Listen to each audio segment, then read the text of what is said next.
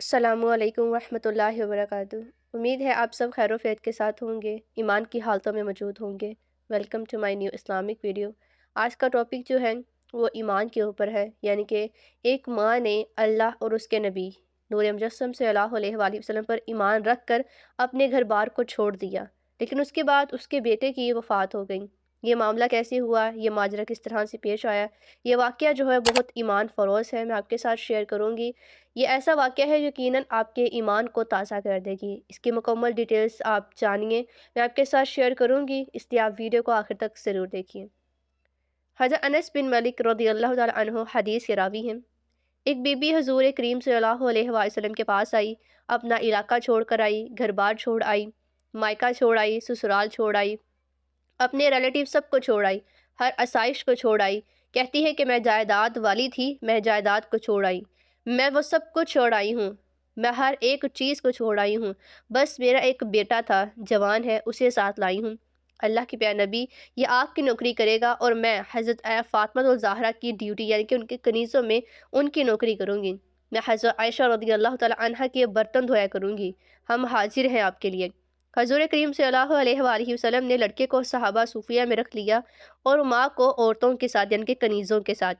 حضرت انس رضی اللہ تعالیٰ عنہ فرماتے ہیں، وہ لڑکا نوجوان بڑا میٹھا، بڑا دھیما، بڑا وفادار، وہ نماز شوق سے پڑھتا تھا، حضور کریم صلی اللہ علیہ وآلہ وسلم کی ہر ایک بات کو غور و توجہ سے سنتا تھا۔ وہ بہت زیادہ رسیلا، سنجیدہ، کم گو، پیارا، بڑے دل کو شاد طبیعت اور مقناطیسی جیسی اس کی شخصیت تھی کہ ہر ایک شخص جو تھا، ہر ایک کی جو طبیعت تھی وہ اس کی طرف کھینچی چلی جاتی تھی،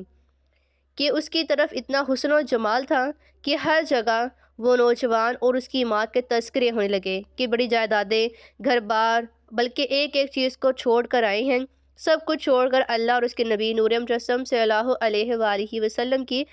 نوکری میں آ گئے ہیں۔ نہ جانے ان کے ساتھ اب کیا ہوگا، وہ تو سب کچھ چھوڑ آئے ہیں، جائیدادیں تک چھوڑ کر آئے ہیں، لیکن لوگوں کو علم نہیں ہے کہ ہمارا اللہ عز و جل بڑا بے نیاز ہے۔ وہ نوجوان جو لڑکا تھا آہستہ آہستہ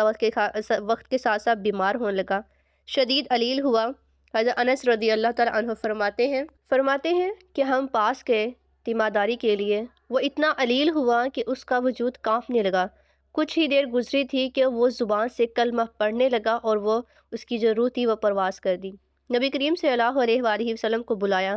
تو آنکھوں میں ان کے آنسو آ گئے۔ نبی کریم صلی اللہ علیہ وآلہ وسلم نے سر پہ ہاتھ پھیرا، پہلے جملے ارشاد فرمائیں کہ تم غسل دو، کفن دو، میں جنازہ پڑھاؤں گا۔ پھر حضور کریم صلی اللہ علیہ وآلہ وسلم نے پھر فرمایا، نہیں، اس کی اماں کو پیغام دو جا کر۔ یہ نہیں کہا کہ بلا کے لاؤ، کہا کہ جا کر خود بتاؤ، ان کو پیغام دو۔ حضرت انس رضی اللہ تعالیٰ عنہ فرماتے ہیں، میں نے نبی پاک نور مجسم صلی اللہ علیہ وآلہ وسلم کا کوئی نرالا سا رنگ سا دیکھا۔ حضور صلی اللہ علیہ وآلہ وسلم کے آنسو رک گئے اور کمرے سے چلے گئے، مزاج بدل گیا، پریشانی بدل گئی۔ آپ ذرا سوچئے کہ کوئی بھی اگر ماں کو جب کوئی صرف اتنا بتا دے کہ بیٹا آپ کا سائیکل سے گر گیا ہے تو ماں رات بھر سوتی نہیں ہے۔ ایک شاعر نے کہا تھا کہ ایک مدت ہوئی میری ماں نہیں سوئی، میں نے ایک رات کہا تھا مجھے ڈر لگتا ہے۔ یعنی کہ ماں کو جا کے جب یہ بات بتائی کہ آپ کا بیٹا جو ہے اس کی جو روح پرواز کر چکی ہے، وہ پردہ کر چکا ہے، وہ اماں جو سی ذرا اٹھی، پھر گری، پھر اٹھی اور پھر گری، آنسو نکلتے رہے۔ کہتے ہیں کہ پہلے وہ روئی تھی مگر جب وہ بیٹے کی میت کے قریب آئی پھر وہ نہیں روئی۔ آس پاس کے لوگ کھڑے تھے، کہتی یہ تمہارا دوست تھا، کیا یہ فوت ہو چکا ہے؟ کہتی سچ میں چلا گیا ہے؟ وہ لوگ کہتے ہاں۔ کہتی واقعی پردہ کر گیا ہے؟ کہتے ہیں ہاں۔ اماں زمین پر بیٹھی، پہلے اس کے پاؤں اٹھائے، چومے، پھر اٹھا کر سینے سے لگائے، پھر وہ دوسری طرف آئی، سر سجدے میں رکھا، ہاتھ اٹھائے اور کہنے لگی، یا اللہ پاک، میں دولت کے لیے ماں نہیں لائی تھی، میں نے جائیداد کے لیے کلمہ نہیں پڑھا تھا، مولا میں تیری بارگاہ میں آئی تھی تو میں تیرے اور تیرے رسول کا مان کر آئی تھی، میں نے سب کچھ چھوڑ دیا، وہ دشمن تھے دین کے، میں اس لیے سب کچھ چھوڑ آئی ہوں دین کے لیے۔ مولا میرے بیٹے نے یعنی کہ بیٹے نے جانا تھا، مجھے شکوہ نہیں ہے، مگر یا اللہ پاک مجھے سب کہیں گے کہ تو نے کلمہ پڑھا تھا تو تیرا بیٹا فوت ہو گیا۔ اے اللہ،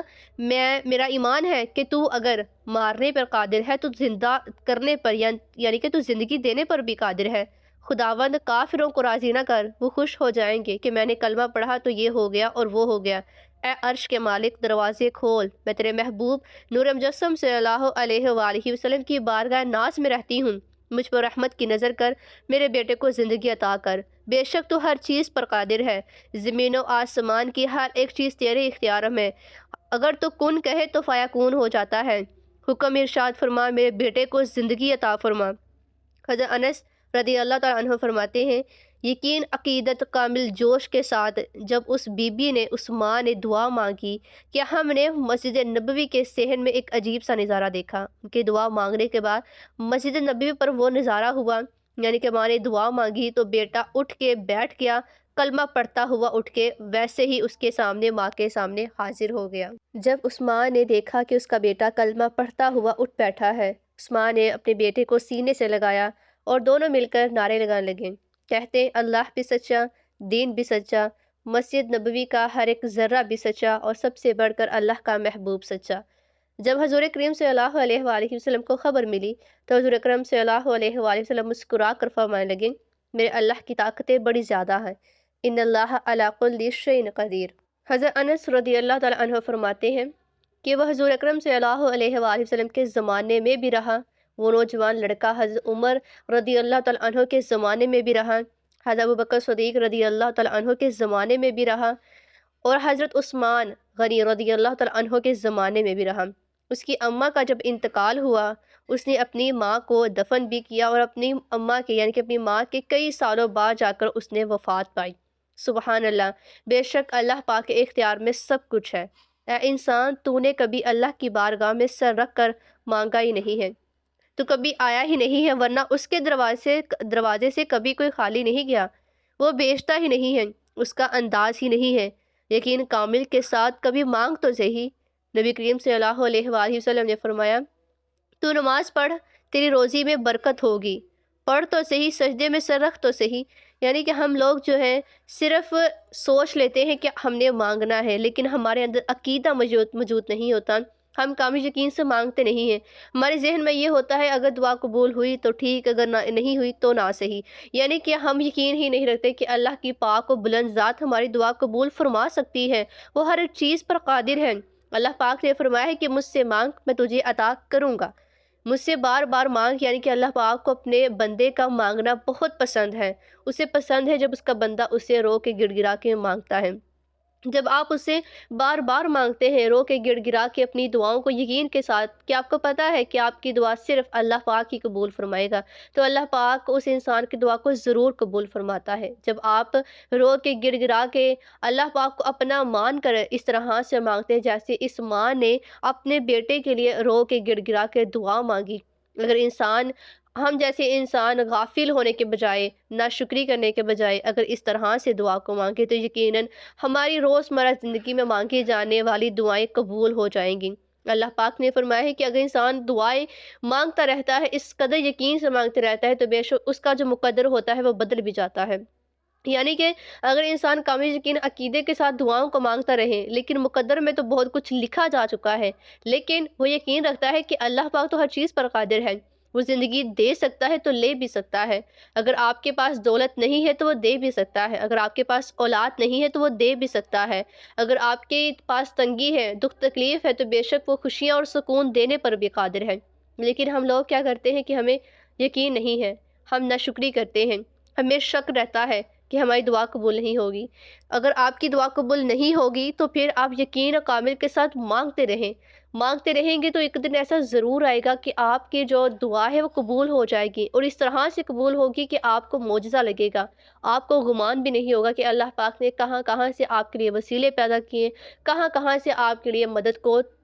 بھیج دیا۔ اللہ سبحانہ کی پاک ذات تو ہر چیز پر قادر ہے اور آپ کو سب کچھ عطا کر سکتی ہے، لیکن آپ مانگ نہیں سکتے، یعنی کہ آپ مانگتے ہیں تو یقین نہیں رکھتے، اگر آپ مانگنے لگتے ہیں تو آپ کی وہ دعا میں تاثیر نہیں ہوتی، جس کی وجہ سے آپ کی دعائیں رک جاتی ہیں۔ اللہ پاک تو سب کچھ دینے پر قادر ہے۔ حضرت مولا علی شیر خدا علیہ السلام سے کسی نے پوچھا کہ اللہ قیامت کے دن سب سے کیسے حساب لے گا، تو مولا علی رضی اللہ تعالیٰ عنہ نے بہت ہی خوبصورت سا جواب دیا کہ جیسے وہ ایک وقت میں سب کو رزق عطا کرتا ہے۔